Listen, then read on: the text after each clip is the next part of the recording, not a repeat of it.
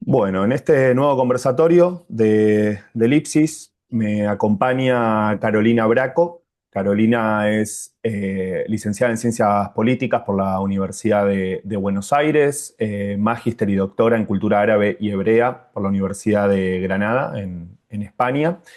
Carolina, bueno, articula en sus trabajos, en sus seminarios, en los cursos que imparte. Después vamos a estar hablando porque Carolina también, bueno, trabaja con el cine, sobre todo con el cine árabe. Después vamos a estar hablando de estos cursos, pero articula feminismos, resistencia, lucha de las mujeres en Medio Oriente. Digo, bueno, hay una gran cantidad de temas que Carolina aborda y va entretejiendo y uniendo, bueno, que por eso la convoqué porque me parece muy interesante. Carolina, muchas gracias por estar conmigo. Gracias por invitarme, Gonzalo, un gusto.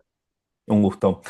Bueno, Carolina, quería empezar antes de meterme de lleno en la cuestión del cine, en la representación de la mujer en el cine árabe, que estuve leyendo que vos te metiste a partir, o fue una gran puerta de entrada, la bailarina egipcia, ¿no? Como imagen. Eso te permitió ingresar a ese mundo y allí pensar varias cuestiones.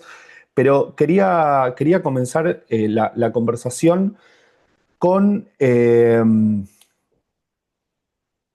vos hace poco te escuché en una entrevista que te hicieron cómo se educan en Israel, en el Estado de Israel, a los niños, ¿no? El material de estudio de los niños. Quería comenzar por eso, ¿no? Siempre en relación al pueblo palestino. Ujú. Sí, eso tiene que ver, bueno, con un prólogo que yo escribí hace ya varios años de un libro de una investigadora israelí que se llama Nurit Peled. Ella hizo todo un trabajo de análisis de los textos escolares israelíes en un periodo determinado y llegó a determinadas conclusiones que tenían que ver, bueno, cómo se deshumaniza a la población palestina, cómo se los presenta como fuera del tiempo y del espacio. Y finalmente, bueno, su conclusión tiene que ver con, bueno, cómo se llega a construir toda esta sociedad militarizada de soldados que se siente constantemente amenazada, buscando justamente las raíces de esa construcción social en la educación israelí. Ella estudia los libros de historia, de geografía, de educación cívica, y va de alguna manera, bueno, desarmando esas narrativas y dando cuenta de justamente, bueno, cómo los textos escolares son un instrumento dentro del sistema educativo israelí, que además se va actualizando todos los años en relación a los diferentes intereses políticos que van teniendo los gobernantes de turno, y que de esa manera, cuando los chicos egresan del colegio, que ingresan al servicio militar obligatorio, ya tienen toda una narrativa insertada que los lleva a cometer los actos que estamos viendo, por ejemplo, en el genocidio de la Franja de Gaza. Ujú. Eh, y después, como leí una nota muy interesante que escribiste en Jacobin. Después yo voy a estar dejando todo cuando suba el conversatorio, en donde empezás a articular. Ahora me voy para el lado del cine. Después retomaremos, ¿no? Lo urgente, lo de ahora, lo que lo que nos destruye, ¿no? En este momento, digo, como humano, ¿no? Como humanidad, que es lo que está ocurriendo en Gaza. Por supuesto, esto no empezó el 7 de octubre del 23, sino que es de mucho antes. Pero bueno, este genocidio que estamos viendo, ¿no? Probablemente el primer genocidio, probablemente no, seguramente el primer genocidio televisado de la historia de la humanidad. Eh, pero me interesa mucho cómo articulás el cine del tercer mundo. Cómo articulás cine árabe con cine latinoamericano. En esa nota, bueno, te metes allí y me interesa mucho. ¿Cómo comenzás con el cine árabe? ¿Por qué el cine árabe como herramienta para poder pensar la sociedad, ¿no? La sociedad árabe y sobre todo la mujer, ¿no? El rol de la mujer, que ahora vamos a estar hablando porque me interesa. Creo que hay en el imaginario, ¿no? Que la mujer es oprimida solamente por el tema religioso, ¿no? Y yo te cito a vos, el problema no es el Islam, sino el patriarcado. Bueno, ¿qué me puedes decir? Bueno, hay varias cuestiones ahí para comenzar a conversar en relación a ese artículo que mencionaste. Es un primer avance de una investigación que yo empecé a desarrollar de las relaciones políticas y culturales entre América Latina y el mundo árabe a través del cine del tercer mundo. Un cine del tercer mundo que en el contexto árabe tiene mucho, si no todo, que ver con la causa palestina, porque se comienza a desarrollar justamente en lo que fue la posguerra del 67, Ujú. que en el mundo árabe se denomina como la Nakba, el retroceso, que es el nombre que le dio el presidente Gamal Abdel Nasser, egipcio en ese momento, tras la derrota, y que tiene que ver con una propia construcción de una imagen nueva para la sociedad palestina, que pasa de ser esta comunidad victimizada de refugiados a ser una comunidad de combatientes por la libertad. Todas esas imágenes de los fedayines, de los guerrilleros, se va a hacer toda, bueno, como toda una construcción justamente de insertar a la causa palestina como un movimiento de liberación nacional en el contexto de los movimientos de liberación nacional de la época, y para eso, en ese contexto, el cine va a ocupar un lugar muy importante justamente para reflejar ese proceso justamente como una revolución. Hacia afuera, para conectarse con todos estos movimientos, y hacia adentro también para forjar una propia representación por fuera de esta victimización que se había hecho a lo largo de los años, sobre todo a partir de los organismos de la ONU y demás, que había retratado a los palestinos y a las palestinas como una gran masa de refugiados, sin más y sin ningún tipo de identidad política. Es en este momento, tras la guerra del 67, que los palestinos y las palestinas toman su destino en sus manos, y entre muchas otras prácticas que van a comenzar a realizar, comienza también una intención de registrar esta nueva identidad que se comienza a forjar justamente como un movimiento de liberación nacional en línea con esos movimientos. Y allí se va a hermanar con otros movimientos y con otras causas anticoloniales del mundo que se estaban desarrollando a través de, bueno, lo que se llamó en ese momento el cine del tercer mundo, que en Argentina es más conocido como tercer cine, quizás por la Ujú. denominación que le dieron Solanas y Getino en ese momento. Ujú. Sí, la aparición del cine cubano, ¿no? Ahí en el momento de la revolución o posrevolución, el cine novo en Brasil. Bueno, qué interesante, ¿no? Pensar que quizá no tenga tanto que ver. Y leí que vos entrevistaste, ahora no recuerdo el nombre, de una directora, y le preguntaste si el cine, el tercer cine, ¿no? Aquí de Argentina había influido en algo en su cine o en su manera o en su mirada, realizando películas, y ella te habló de La Hora de los Hornos, de Fernando Pino Solanas, y que bueno, que Y había sido fundamental. Heidi Surur, que es una directora libanesa, Ahí está. eh, hizo una película emblemática sobre la revolución, una revolución marxista feminista que hubo en Omán, en el Golfo Árabe, en 1971. Y yo, bueno, también tuve la oportunidad de entrevistarla, fue verdaderamente muy emotivo. Yo esto cuento siempre en mis clases porque fue justo en el momento de la pandemia, y Pino Solanas había fallecido hace muy poquito de COVID. Ujú. Entonces, cuando yo hago la entrevista con ella, que además ella no tenía mucha idea de lo que íbamos a hablar, con lo cual no puede pensar que, bueno, que se lo había preparado. Yo le consulto sobre este tema, y ahí también, bueno, podemos empezar a hablar de la representación de las mujeres, porque ella tiene una visión muy interesante respecto a eso. Pero bueno, yo le pregunto si ella conocía algunos textos o algunas películas o había tenido algún tipo de relación con el cine del tercer mundo, y ella, muy entusiasmada y emocionada, me dijo que ella había visto La Hora de los Hornos y que para ella había sido un punto de inflexión. De hecho, su película se llama La Hora de la Liberación ha llegado, como una Ujú. referencia también a La Hora de los Hornos, que también el manifiesto hacia un tercer cine del 69 de Solanas y Getino tuvo mucha circulación en el mundo árabe, no tanto en la traducción que hizo el director sirio Omar Amiralay al árabe, sino en el francés, que es una lengua que domina en la mayoría de los cineastas de la región, pero que sí tuvo una muy fuerte influencia, no solamente el manifiesto, y en el contexto árabe también hubo una serie de manifiestos en esos años, como también lo hubo en el contexto latinoamericano, sino también en el cine que se estaba haciendo en esa época. Otro director, por ejemplo, este que tradujo el manifiesto de Solán Figetino, Omar Amiralay, que fue un director sirio muy reconocido, también, por ejemplo, utiliza la frase de Fanon, todo espectador es un cobarde y un traidor, que se utilizaba también en las proyecciones de la Hora de los Hornos. Entonces hay ahí como muchos puntos de contacto interesantes para empezar a trabajar, pero volviendo a Heine Surur, ella escribe en 1977 un artículo muy interesante en un libro pionero sobre Palestina en el cine, donde ella dice: la mujer árabe revolucionaria existe, pero no es reflejada en el cine.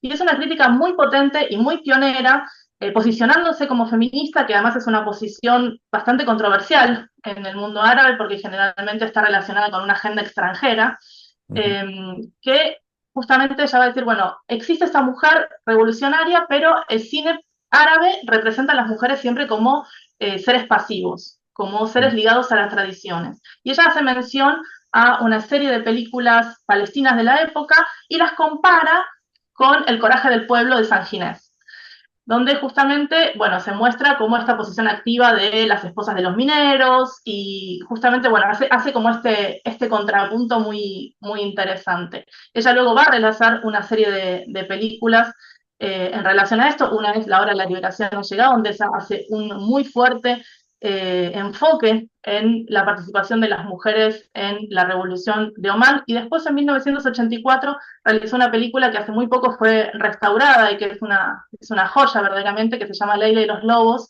donde ella hace una crítica muy profunda a la discriminación de las mujeres en la Revolución Palestina y en la Guerra Civil Libanesa. En ese contexto, bueno, no es la única que va a realizar este tipo de críticas, pero sí va a hacerlo desde un posicionamiento bastante, como te decía, controversial, posicionándose como feminista en un contexto donde las cineastas mujeres no quieren ser reivindicadas como cineastas mujeres, justamente, o sea, catalogadas como encerradas dentro de ese rótulo. De hecho, hay algunas mujeres como Hadiga Habashne que han devuelto premios que les dieron por labor femenina, por hacer esta discriminación, eh, y que, bueno, generalmente son más de pensar que esta denominación del feminismo tiene que ver con una agenda extranjera que se les impone.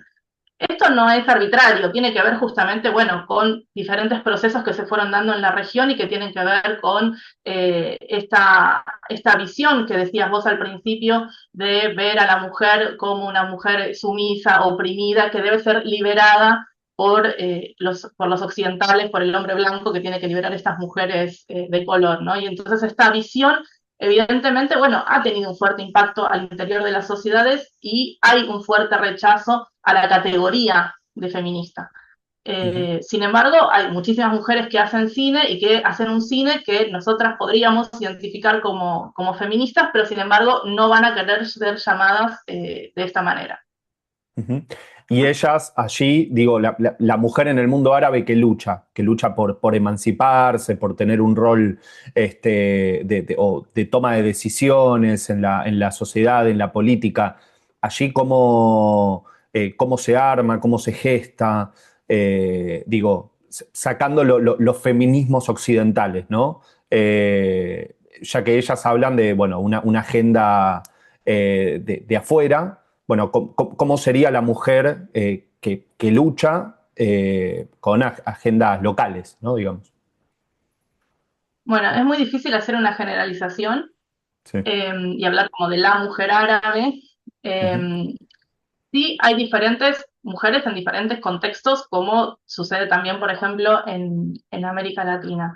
En el caso palestino, por ejemplo, bueno, no debemos olvidar que todas las decisiones que toman las mujeres y sus posibilidades están limitadas por contextos de ocupación, de exterminio en este contexto, y además también, bueno, tener en cuenta que si bien los diferentes marcos políticos en los diferentes países son distintos, en general estamos hablando de una región que ha sido constantemente ocupada, ha sido constantemente ocupada, bueno, por diferentes imperios extranjeros, por la ocupación, todavía hay rastros en Irak de la ocupación estadounidense, todavía en Palestina está ocupada por Israel, todavía en Egipto hay una dictadura. Entonces, en este contexto, bueno, hay que tener en cuenta que las posibilidades que tienen las mujeres para organizarse no son las mismas que las que tienen las mujeres en otros lugares del mundo, y no solamente las posibilidades, sino las metodologías que utilizan. Hay, por ejemplo, por decirte un ejemplo, hay organizaciones que denuncian los femicidios, hay organizaciones que denuncian la violencia doméstica, hay organizaciones que tienen, por ejemplo, líneas de emergencia dentro de Palestina, dentro de Egipto, dentro de Jordania, para situaciones de violencia dentro de los hogares. Entonces, en ese contexto, bueno, hay una serie de prácticas que sí podemos decir que se extienden a lo largo de los países, pero en cada lugar, y no solamente en cada país, sino al interior de cada país, la situación es bien diferente como para establecer una generalización y pensar, bueno, cómo luchan las mujeres árabes o cómo luchan por sus derechos. Hay todo un contexto de colonización, ocupación, que tiene que tenerse en cuenta a la hora de pensar justamente cuál es la situación de las mujeres, porque además desde afuera, en general, se ha pensado siempre que, bueno, la situación degradada de las mujeres en los países árabes o en los contextos musulmanes hace que esas sociedades sean inferiores, que el estatus de las mujeres es una especie de barómetro de civilización. Entonces, en ese contexto, se deshumaniza o se inferioriza a esas poblaciones y, bueno, la cara más oscura de esa deshumanización es el genocidio, es la ocupación, es la expoliación de los recursos de esas poblaciones. Entonces, bueno, es un tema que hay que tratar de abordarlo con todas las aristas que merece el análisis de cualquier otra situación, de cualquier otra mujer en cualquier otro lugar del mundo. Ujú. Sí, sí, un error mío en la pregunta, digo, pensarlo en términos homogéneos, cuando claramente hay muchísima diferencia, ¿no? Y distancia entre dentro del mundo árabe, ¿no? Por supuesto, como en cualquier otra región del mundo. Me quedé pensando en la frase de Fanon. ¿Qué pensás vos de esa frase de Fanon? ¿Todo espectador es cobarde o un traidor? Es terriblemente actual, ¿no? Creo que en este contexto en el que estamos viviendo, donde hay muchas personas que deciden no manifestarse y simplemente ver las imágenes del horror que estamos viviendo cotidianamente en la Franja de Gaza y también en Cisjordania, creo que nos interpela constantemente, nos interpela para no mantenernos al margen, para involucrarnos en la historia que está sucediendo, porque el genocidio que sucede en Gaza, y de hecho, bueno, Palestina no es más que el laboratorio del mundo. Ujú. Las cuestiones, todas las políticas y las prácticas y las armas que se prueban en los cuerpos de los niños palestinos que convertidos en laboratorios de armas para exportar al resto del mundo, son políticas y prácticas que se van a exportar al resto del mundo. Entonces, en ese contexto, aunque sea por un interés personal propio, deberíamos estar involucrados todos en denunciar el genocidio en Gaza y la ocupación Ujú. de Palestina, por supuesto. Ujú. ¿Y qué crees que pasa con los artistas, con los cineastas en este caso, ¿no? Con los cineastas que o no se involucran o no se pronuncian o que ni siquiera hay una mención, que allí se mezcla con el mercado, ¿no? Esto de las redes sociales, quizás para no perder seguidores, para no perder espectadores, para no perderse que una plataforma incluya sus películas en sus catálogos. ¿Qué pasa, ¿no? Sí, es Digamos, una cuando... Sí, perdón. No, que está claro que es una práctica y un posicionamiento que tiene un costo altísimo para, no solamente para los cineastas, pero que bueno, quedará en la conciencia de cada uno y de cada una tomar un posicionamiento. Así que en estos últimos días o semanas hemos visto cómo muchas personas que hasta ahora no se habían manifestado comienzan a manifestarse ante las imágenes del horror, del hambre, de la hambruna Ujú. generada por el Estado de Israel e impuesta a la población de la Franja de Gaza, que, bueno, tiene que ver, yo creo, con, bueno, sentirse un poco arrinconados por lo que ahora llaman estar del lado correcto de la historia. pero que tiene que ver, bueno, con una larga, para mí, en lo personal y en lo político, complicidad con determinadas prácticas, porque a esta altura de la historia nadie puede decir que no sabía, que no vio, que no escuchó. En ese contexto, bueno, el que no se posiciona abiertamente, claramente lo avala y Ujú, es cómplice del genocidio. ujú. Coincido. ¿Cómo ves el cine árabe actual o la representación de la mujer en el cine contemporáneo? Nosotros, una de las mejores películas, digo, tanto que me gustaba,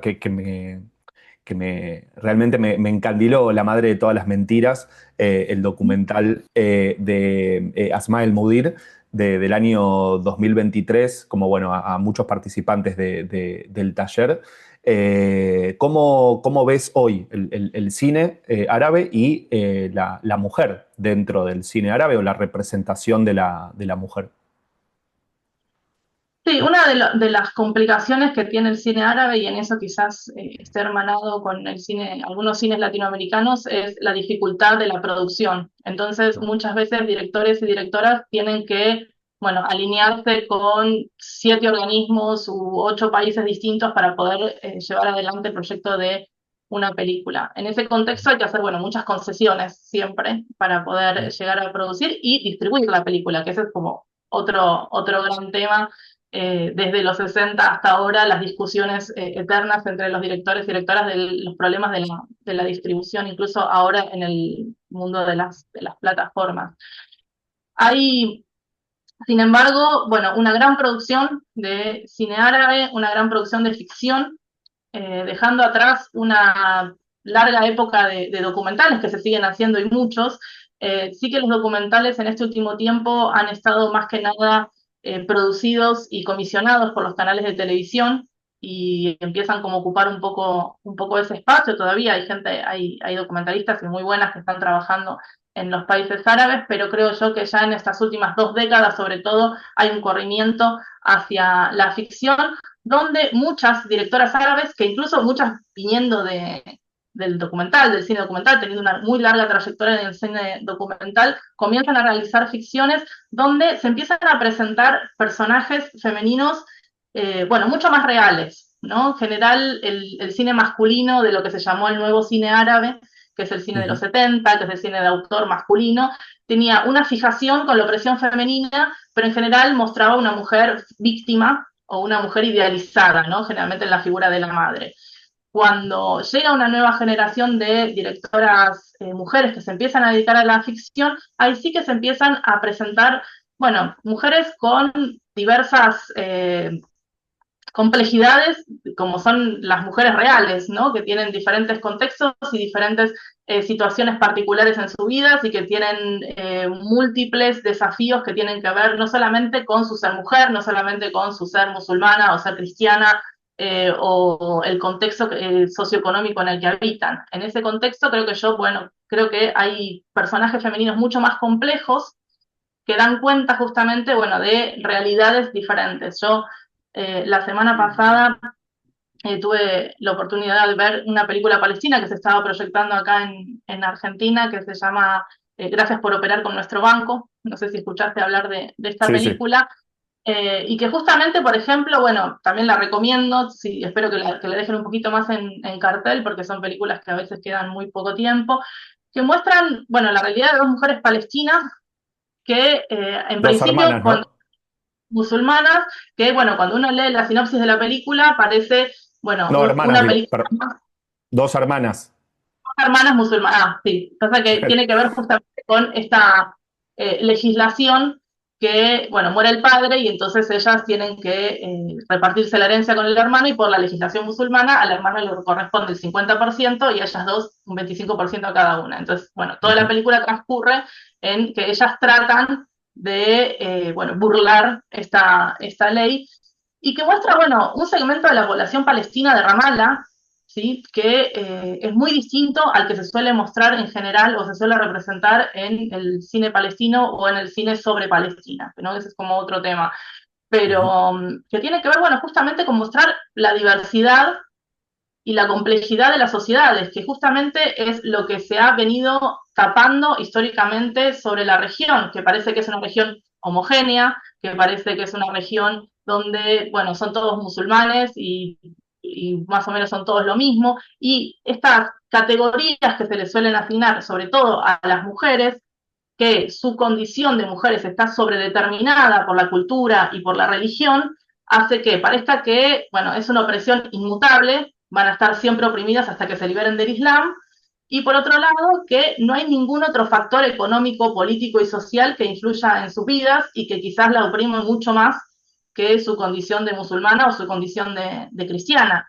Ujú, Entonces, en ese marco, bueno, también me parecía interesante esta película para mostrar esa diversidad y que los problemas cotidianos y las cuestiones cotidianas que atraviesan estas mujeres tienen que ver con cuestiones que podrían atravesar cualquier mujer en cualquier lugar del mundo.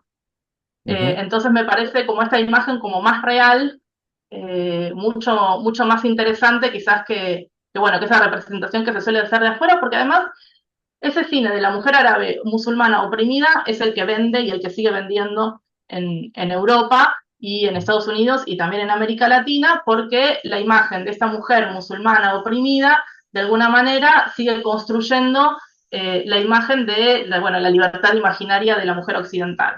¿No? Somos Ujú, libres por oposición a esas otras mujeres que son casi esclavas. ujú. Entonces, además de un fuerte componente racista, hay una cuestión de construir las propias supuestas libertades por oposición a estas mujeres que están oprimidas. Y esto, bueno, está muy reflejado en el cine sobre el mundo árabe. Ujú. Claro que es muy distinto, ¿no? El cine árabe y el cine sobre el mundo árabe son cosas completamente distintas. Hace poco analizamos aquí en el taller una película vietnamita, Vietnam se llama, que es la historia de amor de dos mineros. Bueno, uno de ellos busca los restos de su padre que fue asesinado en la guerra o en una de las guerras, ¿no? No se aclara porque Vietnam tuvo muchísimas guerras en el siglo XX. Y una de las cosas que hablábamos en los distintos grupos del taller era la importancia de que los vietnamitas, en este caso, puedan comenzar a narrarse a sí mismos, ¿no? Nosotros nos hemos hartado de ver las vidas de los vietnamitas siendo narradas por cámaras estadounidenses. Digo, algún director, alguna directora un poco más humanos, más cercano, no importa, no importa, pero la cuestión era que los vietnamitas no se narraban, no se contaban a sí mismos. Y yo creo que el cine, que bueno, imagino que, no sé si pensarás algo parecido, digo, pero el cine a mí me parece una herramienta impresionante porque tiene esa fuerza del audiovisual que nos pone de frente contra cualquier cuestión y sobre todo estos imaginarios, ¿no? Estas construcciones simbólicas que se han hecho a lo largo de la historia.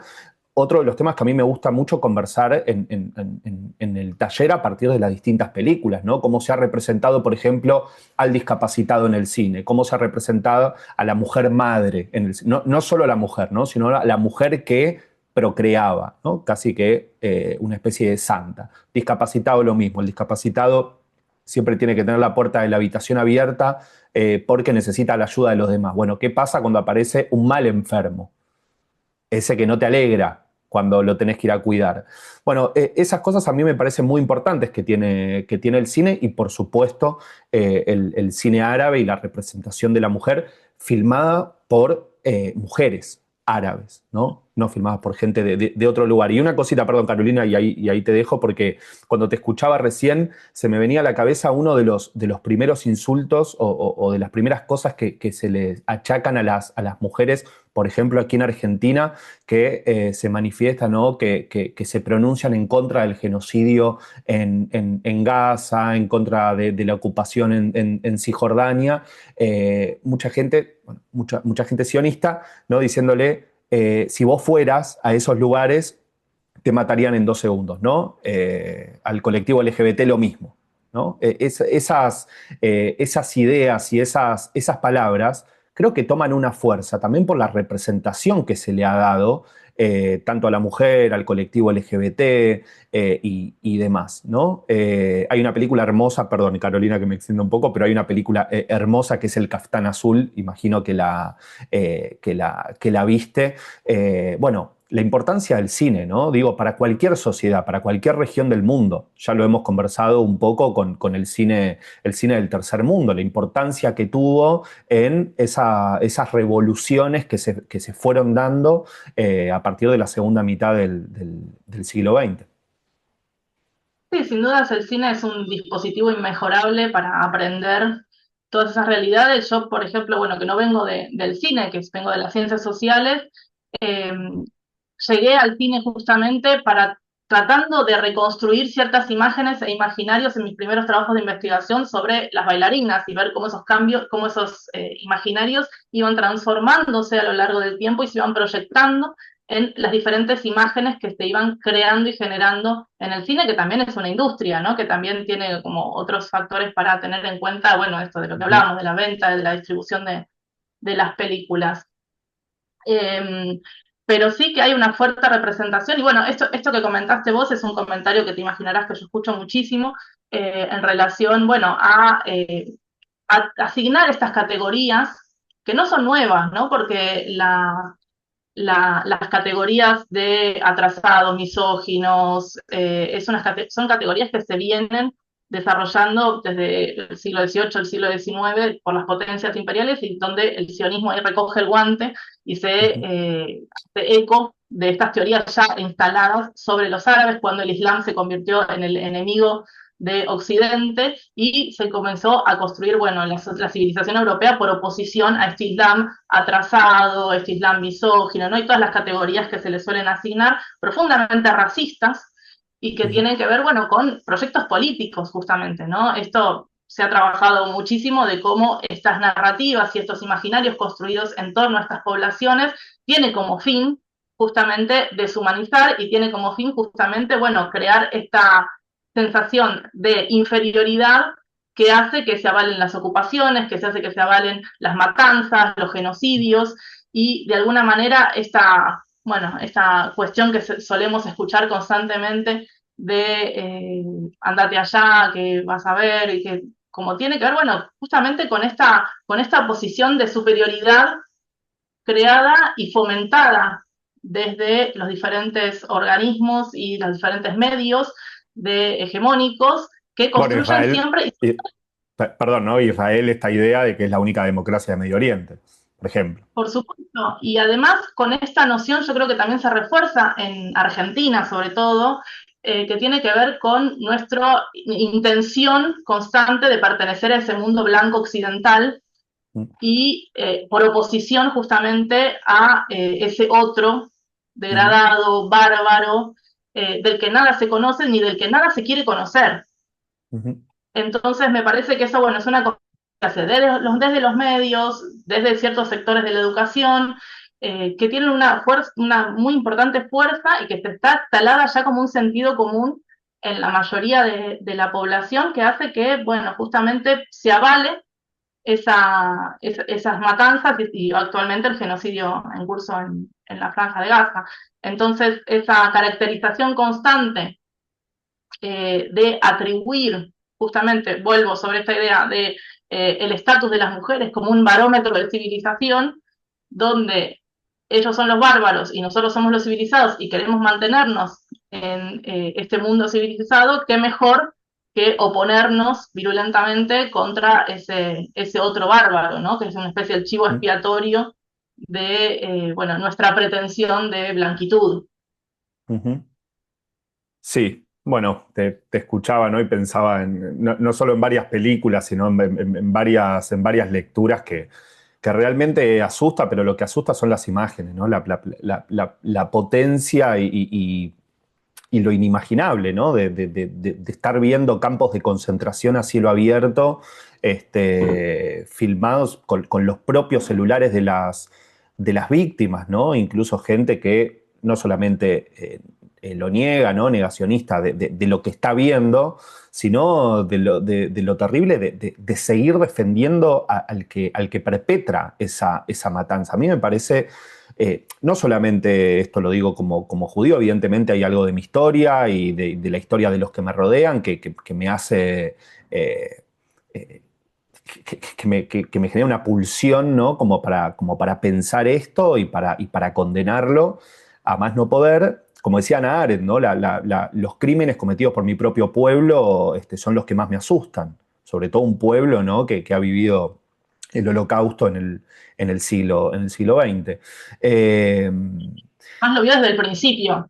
Hannah Arendt, con su lucidez sí, magnífica, desde el bueno, día Einstein uno, también. supo lo que iba a pasar.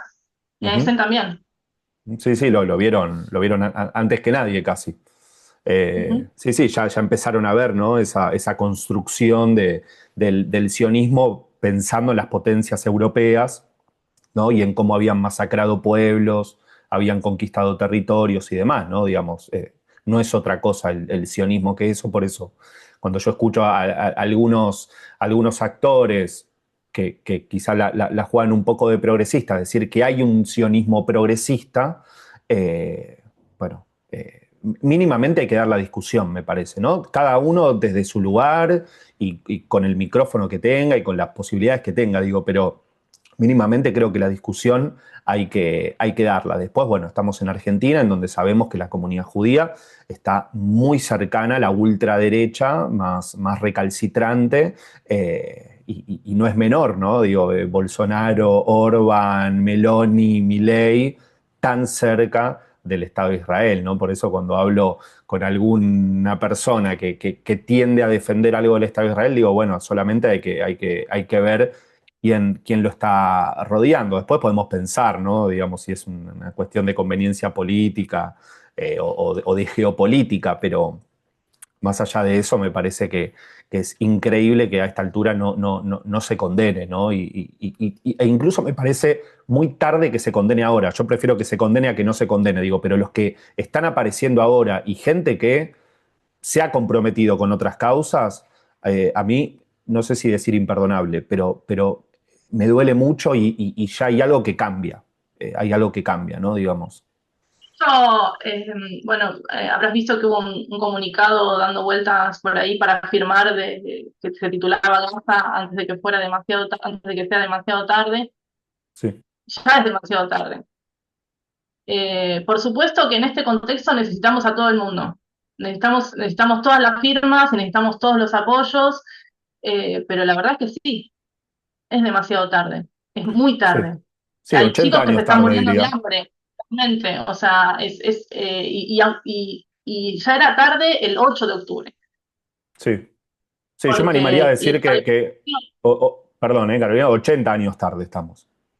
Yo me animaría a decir totalmente. eso. Digo, Sí, sí, sí, porque. totalmente, totalmente. 80 años tarde, porque la sistemática ocupación, matanzas, digo, vos hablas de las imágenes. Hay imágenes de Sabra y Yatila en el 82, cuando el ejército israelí entró y masacró y desgarró los vientres de las mujeres y violó a las niñas, y en el 48, cuando también Deir y Yassin llegaron a la aldea, violaron a las nenas, como una forma también de amedrentar y aterrorizar a la población, la destrucción de casas, el arrasar con los pueblos, o sea, este genocidio es solamente un eslabón más en la larga cadena de horrores coloniales que ha convertido el Estado de Israel hoy por hoy, creo yo, también en un Estado paria, porque yo creo que en este momento estamos un poco en un punto de inflexión, tanto al interior de Israel como afuera, porque ya desde el momento en que Netanyahu anunció la ocupación total de la franja de Gaza, comenzaron también, bueno, un poco ahí a removerse ciertas cuestiones dentro de el ejército, dentro de la sociedad israelí, que no están tan de acuerdo con esto, ¿no? Porque ya hay muchos sectores que están pidiendo públicamente terminar la guerra, hay muchas personas dentro del mundo político y del mundo cultural que están hablando abiertamente de genocidio. Ujú, B'Tselem, esta organización de derechos humanos israelí que habló de nuestro genocidio, y creo que ujú, la imagen de Israel internacionalmente se está deteriorando muy rápidamente y se está convirtiendo en un estado paria. ujú. Sí, En ese contexto, en ese marco creo yo, bueno, que habría como cierta expectativa de que se abra una puerta de posibilidades para que se termine el genocidio en Gaza, pero la verdad es que estamos demasiado tarde. Como ujú, dijiste vos, estamos 80 años tarde. ujú, Entonces hay que, bueno, como están diciendo desde Gaza, hay que redoblar los esfuerzos, hay que multiplicar por 1000 todo el trabajo que estamos haciendo para detener esta maquinaria de la muerte y este catálogo del horror que estamos viendo todos los días, pero también para que eso nos lleve un paso más adelante y se vaya hacia adelante con la descolonización de Palestina, con un Ujú, Estado democrático para todas las personas que quieran vivir allí. ujú. Con los mismos derechos, sí, absolutamente de acuerdo. Quería finalizar, Carolina, con algo que te escuché en una de las entrevistas que me pareció muy, muy hermoso. Contaste la historia de una niña, las diferentes formas de resistencia, ¿no? Cuando hablabas de la desinfantilización, ahí está, de los niños, ¿no? Que ejerce el Estado de Israel o el ejército israelí en Palestina y contaste cómo una niña llevaba todos sus juguetes a su escuela todos los días.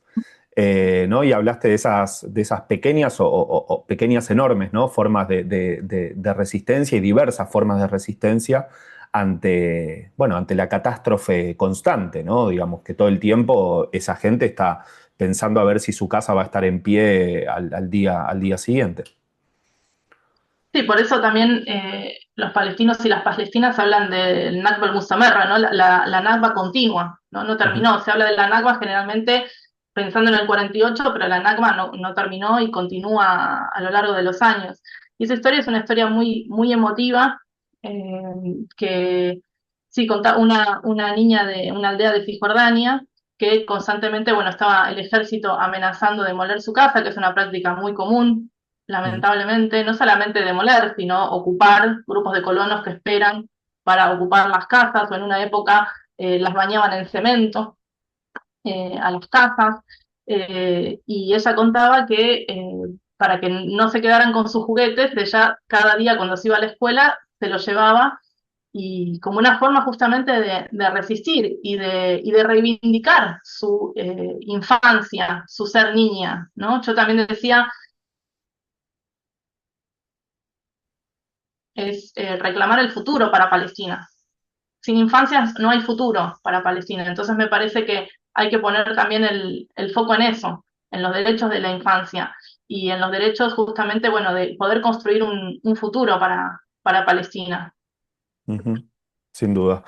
Bueno, Carolina, llegamos al final del conversatorio. Te agradezco muchísimo, fue muy lindo y muy interesante conversar con vos. Después voy a estar dejando los cursos que imparte Carolina sobre cine árabe, bueno, dónde la pueden encontrar, sus textos, su libro también. Así que, bueno, Carolina, mil gracias y estamos en contacto. Gracias a vos. Un abrazo.